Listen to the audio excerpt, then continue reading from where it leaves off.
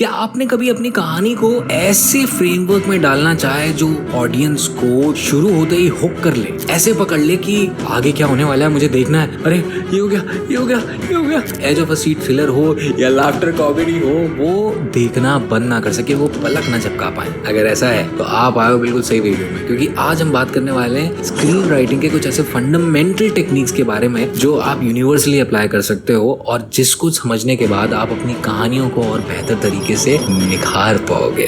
मेरा नाम है देवांग और मैं हूं एक एक्टर, राइटर, क्रिएटिव प्रोड्यूसर और एंटरप्रेन्योर, और हम इस चैनल के माध्यम से मदद करते हैं क्रिएटिव प्रोफेशनल्स को स्ट्रगलिंग से एक क्रिएटिव थ्राइविंग एंटरप्रेन्योर बनाने में। आज हम बात करेंगे bullet proof screen writing techniques के बारे में, यानी कि स्क्रीन राइटिंग की दुनिया को समझेंगे, क्या है स्क्रीन राइटिंग के कुछ कॉमन मिथ्स उसको भी जानेंगे, और कैसे आप एक बेटर स्क्रीन राइटर बन सकते हैं या स्क्रीन राइटिंग टेक्निक्स को यूज कर सकते हैं अपनी स्टोरी टेलिंग प्रोसेस में। जरूरी नहीं कि आप स्क्रीन राइटर ही बने, लेकिन वो फंडामेंटल्स आपकी नॉवल राइटिंग, आपकी प्ले राइटिंग, आपकी बेसिक स्पीच राइटिंग या प्रेजेंटेशन में भी इतना काम आ सकता है जो आपको अंदाजा नहीं है। सबसे पहले आता है कैरेक्टर्स। अपनी फाउंडेशन स्ट्रॉन्ग करना बहुत जरूरी है, तो उसके लिए एक सिंपल टेक्निक आप यूज कर सकते हैं। अगर आपको एक स्टोरी बनानी है, LOCK lock, L for lead, यानी कि आपका मुख्य किरदार कौन सा है। कोई कहानी है तो मुख्य किरदार होगा, जैसे हैरी पॉटर होगा या 3 इडियट्स में 3 हमारे हीरोज थे, पर मुख्य रोल में एक तरीके से रणछोड़ दास चाचड़ जी यानी कि आमिर खान साहब थे,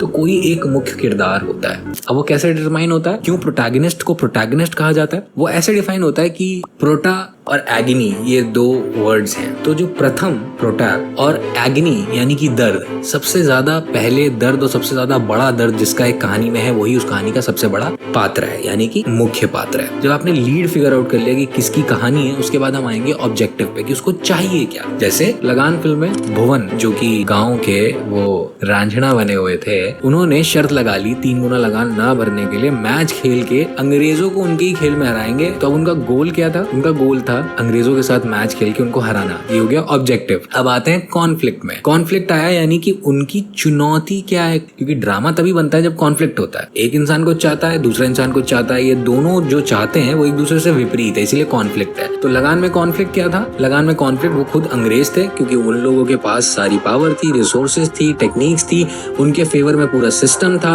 और वो गाँव वालों की मजबूरी का फायदा उठा रहे थे, जबकि वो ड्रॉट स्ट्रिकन थे। उनके पास 2 साल से ठीक से फसल नहीं हुई थी और उसके बावजूद भी वो 3 गुना लगान लगाने की शर्त लगाते हैं। तो ये हो गया कॉन्फ्लिक्ट। L हो गया क्लियर, O हो गया क्लियर, C हो गया क्लियर, यानी कि लीड, ऑब्जेक्टिव और कॉन्फ्लिक्ट क्लियर हो गया। अब आता है नॉकआउट, यानी कि कैसे करेंगे आप अंत, कहानी का अंत क्या हुआ, यानी कि हीरो को वो चीज मिली जो उसे चाहिए थी या नहीं मिली, वो कैसे अंत तक उसके लिए लड़ता रहेगा, प्लेन पे चढ़ेगा, कौन से मेज से निकलेगा, कितने सांप और शेर से लड़ेगा। ये सब सीनिक एक्टिविटीज हैं जो इंटरेस्टिंग बनाती हैं कहानी को देखना या सुनना। ये 4 मुख्य चीजें आपको जानना जरूरी है। LOCK lead, objective, conflict and knockout. ये सॉर्टेड हुआ तो हम आगे बढ़ते हैं। कैरेक्टर्स को स्ट्रॉन्ग बनाना है। कैरेक्टर्स को स्ट्रॉन्ग बनाने के लिए समझना जरूरी है उनकी नीड को और उनके वांट को। अब वांट और नीड दोनों अलग चीज होती हैं। नीड होती है समथिंग सबकॉन्शियस इंटरनल जो एक कैरेक्टर की फुलफिल नहीं हुई है, जैसे कि उसको लव की नीड है, फ्रीडम की नीड हो सकती है, क्योंकि वो एक घर में बंधा हुआ है और उसको एक इंटरनली नीड है फ्रीडम होने की, मतलब बट उस समय कहानी में वांट हो सकता है कि वो एक स्टार्टअप बनाना चाह रहा है, एक कंपनी बनाना चाह रहा है, और उसमें जो रोड़े आ रहे हैं और ups and downs, but actually में डीप डाउन आप देखो तो वो गोल है कहानी का कि उसको एक स्टार्टअप बनाना, स्टार्टअप खड़ा करने के पहले उसके क्या क्या रोड़े आ रहे हैं रास्ते में। लेकिन नीड क्या थी? फ्रीडम की। एक बार स्टार्टअप बन गया, वो कर लिया तो मैं फाइनेंशियली इंडिपेंडेंट हो जाऊंगा, तो फ्री हो जाऊंगा, तब मुझे किसी के आगे हाथ नहीं जोड़ने पड़ेंगे, तब मुझे भीख नहीं मांगनी पड़ेगी, तब मैं किसी का 9 to 5 का गुलाम नहीं होऊंगा। बट अभी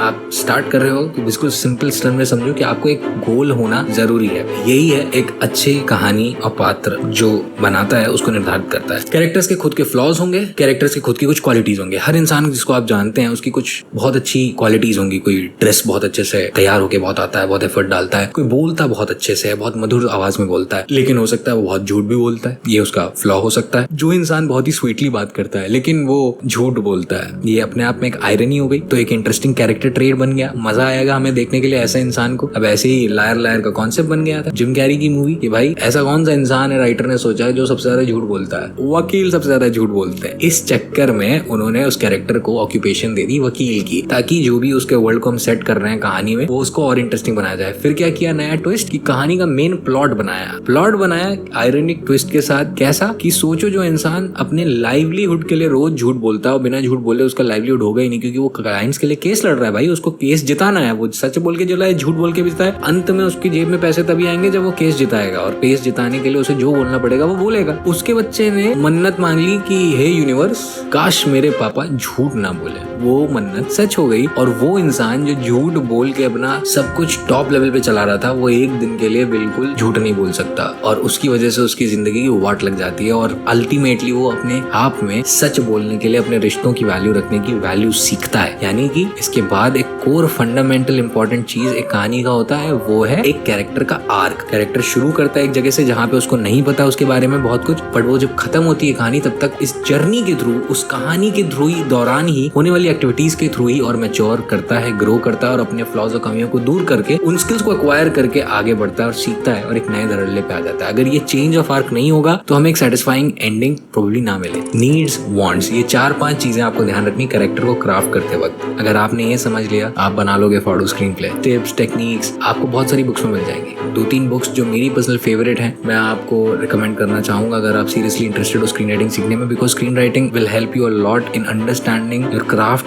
even if you are a film maker, cinematographer, director, actor, आपको बहुत अच्छे से समझ में आएगा। तो सबसे पहले मैं रिकमेंड करूंगा सिड फील्ड की बुक। उन्होंने बेसिक स्ट्रक्चर, 3 एक्ट स्ट्रक्चर एक तरीके से इजाद ही किया इंडस्ट्री में, जो बहुत अच्छे से समझाया है उनकी बुक में। उनकी बुक का नाम भी स्क्रीन प्ले है। And then story by Robert McKee, that is a phenomenal book. वो आपके सारे चक्षु खोल देगी, आपको सारे एक्ट्स और किस तरीके से स्टोरी को स्टेप बाय स्टेप फ्रेम करना है आपको बता सकती है। And then one another book that I liked very much was coffee book screen writer. 10 minutes के ब्लॉक में अगर आप एक वर्किंग प्रोफेशनल हैं जिसको एक फिल्म लिखनी है, तो 10-10 मिनट के कॉफी ब्रेक के टाइम में भी कैसे अपने स्क्रीन प्ले को लिख के तैयार करके कहानी को आगे बना सकता है। और लिटरली मैंने उसके स्टेप्स फॉलो किए। बट अगर आप टाइमर लगा के बैठे तो आप हो सकता है 100 मिनट के अंदर आप एक बेसिक स्टोरी तैयार कर लें, और इवेंचुअली 10-10 मिनट करके अपने सारे सीन्स में बैठ के शायद आप एक हफ्ते के अंदर एक फर्स्ट ड्राफ्ट अपनी स्क्रिप्ट का भी तैयार कर लें। ये आपके ऊपर है कि आप कैसे टाइम को मैनेज करते हैं, लेकिन it's possible. So definitely check these books out. अगर ये वीडियो पसंद आई और ऐसी और इंसाइटफुल वीडियोस क्राफ्ट के बारे में जानना चाहेंगे तो let me know. I look forward to making it for you guys. Comment करके बताइएगा क्या लगा सबसे इंटरेस्टिंग पार्ट, और क्या मिस आउट किया होगा मैंने जो आगे एड्रेस कर सकते हैं। मेरा नाम है दिवांग तिवारी, मैं मिलूंगा आपसे अगली वीडियो में। तब तक के लिए आप मेरे दोस्त मचाते रहो।